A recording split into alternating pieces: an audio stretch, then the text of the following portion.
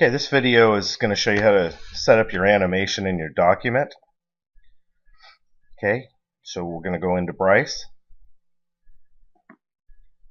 and one thing that the compressors really like in your program is are numbers that are divisible by 16. So I've put some recommended numbers on the assignment sheet. One recommended number would be 512 by 384. So if I go in and try to change to 384, notice that 512 changes. That's because constrained proportions is selected. So deselect the words constrained proportions, then you can punch in any numbers you want for height and width, or width and height, excuse me. Okay, so 512 by 384, check.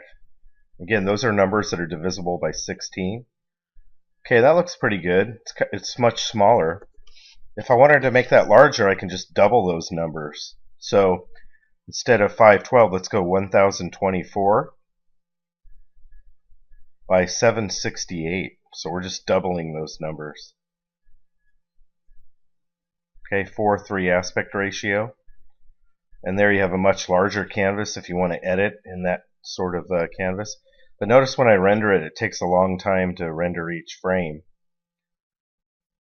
So even though I can render in 1024 by 768 as far as my resolution, I can also render out the final animation at half that size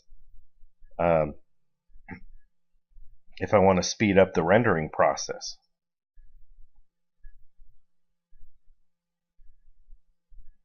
Okay, so I'll go up to the document setup, render resolution, I'll say 1 to 50%.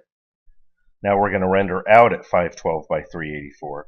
So the finished animation will be this smaller size here, and notice the rendering time starts to speed up for each frame. So again, whatever numbers you plug in there, if they're divisible by 16, then compressors such as Xvid really like those numbers and will render out correctly. Sometimes if you don't have numbers divisible by 16, the rendering will not happen and you'll get error messages. Okay, so also we're going to plug in a time here under duration seconds. I'm going to start with 3 seconds. You know, a 2 or 3 second animation on this would be acceptable. Okay, frames per second, of course, we're going to change that to 10, and we're also going to choose repeat here. So I selected repeat. Okay, check. Okay, and we're set up here for our basic animation.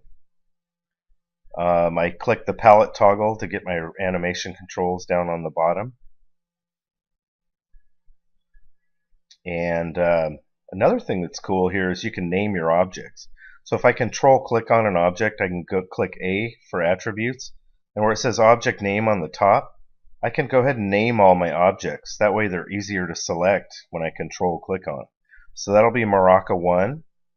Again, control click, click attributes. I'll name this Maraca 2.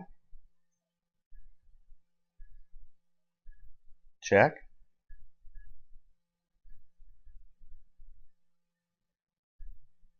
Okay, name this object, you know, something like Axle Toy.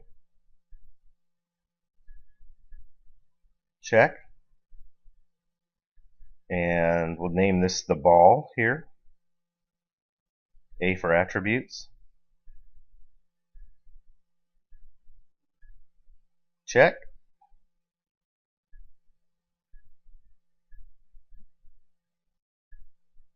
Call this baby wheels. Again, these are all sort of infant toys.